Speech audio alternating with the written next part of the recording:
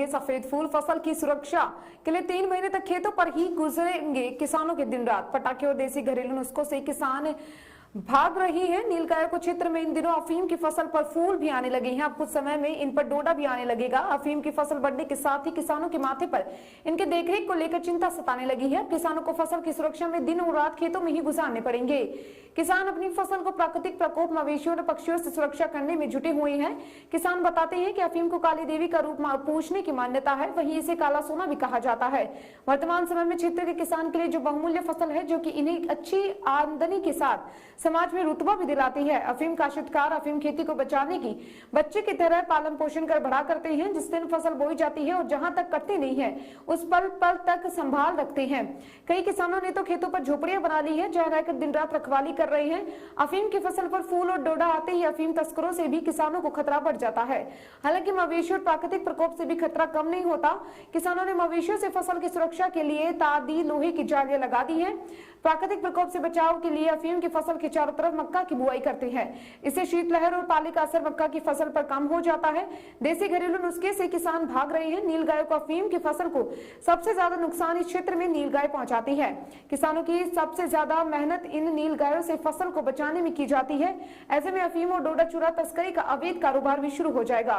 इस वर्ष अफीम की फसल की अच्छी पैदावार होने की आस लगाई बैठे मारवाड़, पंजाब, हरियाणा, दिल्ली, गुजरात और महाराष्ट्र के तस्कर स्थानीय तस्करों से संपर्क साध रहे हैं।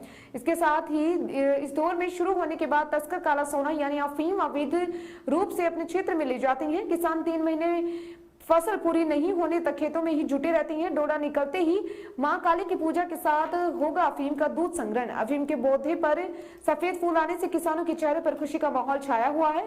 फूल खिलने के बाद अब कुछ दिनों में फसल पर डोडा निकलेगा। इस पर किसान आने वाले कुछ दिनों में विधि विधान से मां काली की पूजा अर्चना कर डोडे पर चीरा लगाकर अफीम का दूध करने के में जुट जाएंगे। वहीं इस बहुमूल्य फसल को बचाने के लिए किसान इन दिनों खेत में फसल की जंगली जानवरों से रखवाली के लिए रात जगा कर रहे हैं। पहुंचे आज राजस्थान के प्रतापगढ़ जिले के छोटी साड़े उपखंड क्षेत्र में। यह हम अफीम किसानों से जानेंगे कि अफीम की फसल किस तरह से बुआई की जाती है। अफीम की मशहूर काले सोने के नाम से प्रतापगढ़ जिले में प्रसिद्ध है। हम जानेंगे, हमारे साथ राकेश जी पाटीदार मौजूद है, इनसे जानेंगे किस प्रकार से अफीम की पैदावार की जाती है, किस तरह से सुरक्षा के इंतजाम किए जाते हैं। हमारे साथ मौजूद राकेश जी पाटीदार, बताइए राकेश जी, बताइए किस तरह से इस खेती की अफीम की फसल की बुआई की जाती है। सबसे पहले तो नमस्कार ललित जी, जो आप किसानों के यहाँ पहुँचे और हमारी जानकारी ली। जैसा कि अभी जो अफीम जो है चीरा लगाने की अवस्था में है और इसमें मुख्यतः जो आड़े पड़ने की समस्या है वो दिन प्रतिदिन बढ़ती जा रही है। और इसमें जो तोतों और नीलगायों का जो आतंक है उससे भी बड़ी परेशानी किसानों को रहती है।